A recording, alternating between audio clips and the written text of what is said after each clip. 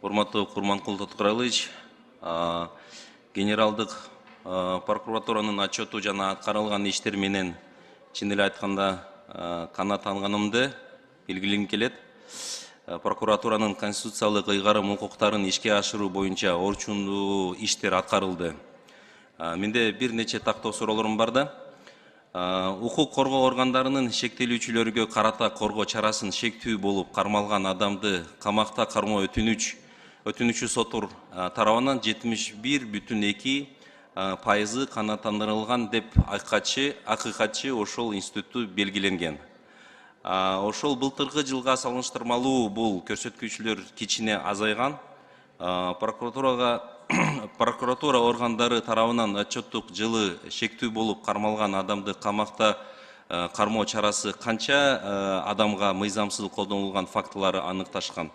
Анан сиздин жеке оюңуз боюнча ал көрсөткүчтөр жогору же кандай экен? Шектүү адамдарды кылмышка шектүү боюнча кармоо боюнча өзүңүз билесиз, тергөө судьясы тарабынан кабыл алынат. Бул тергөө өтүнүч келтирет, прокурор колдоп берет да. Ал эми былтыркы жылдары мен статистикамда айттым жогоруда, эң көп кармоо бул ошо анча оор эмес кылмыштар боюнча болгон. Ал эми бизде кодекстин талабы боюнча анча оор эмес кылмыштарга камак колдонулбайт. Ошондуктан быйыл биз бул талапты жазык процессуалдык кодекстин талабын аткаруу максатында бүт органдарга тыюу салганбыз. Бир дагы анча оор эмес кылмыш камалбасын деп. Жана жогоруда өзүңүздүн кесиптештериңиздер бирөкө камалбады, домашний камакка чыгып кетти деп айтып атпайбы? Ошол иштердин көпчүлүгү ошо анча оор эмес кылмыштын түрүнө кирет. Албетте тергөөчү камап алып тергесе, оңой тергелет, бат аныктайт. Ошондуктан тергөөнүн кызыкчылыгы, аларды биз туура түшүнүү менен карап, бирок ошол эле убакта мыйзамды сактатып атабыз. Мыйзамсыз камабагыла деп. Ал эми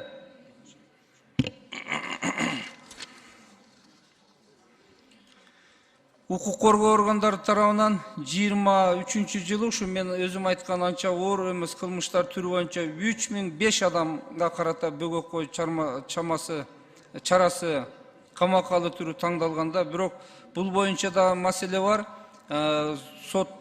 Соттор камак деп алып барганды мыйзамдуу деп бекитип коюп атат да. Бул боюнча сотторго да биз талаптарды коюп атабыз. Мыйзам боюнча камак жокпу? Будан тергөө убагында камакка киргизбегиле деп. Бул тартипти биз сактайбыз. Чоңуңузга рахмат. Анан экинчи суроом ушул сиздин отчетто жер мыйзамдарынын бузулушу боюнча иштер аркылыштуу багыттардын бири катары аныкталган. Бир топ иштер аткарылып, ошол жерде мыйзам бузуулар аныкталып, келтирген зыяндар калабынан келтирип жатат. Ушу башкы прокуратура тарабынан коррупциялык көрүнүштөрү, жол бербөө жана жер мунапысында алдамчылыктардын жана сүйлөшүүлөрдүн алдын алуу боюнча кандай иш чаралар жүргүзүлүп жатат да? 23-жылы прокуратура органдары тарабынан жер мыйзамдарын аткарылышы боюнча 1812 мыйзам бузуучулук аныкталды. 633 ишкер чара көрүү актысы киргизилди. 265 доо арыз берилди сотко. 57 кылмыш козголду. 170 кызматкер дисциплинардык жоопкерчиликке тартылып, 6 кызматкерге айыппул салынды. Жыйынтыгында 3 миллиард 581 миллион сомдук зыян аныкталды.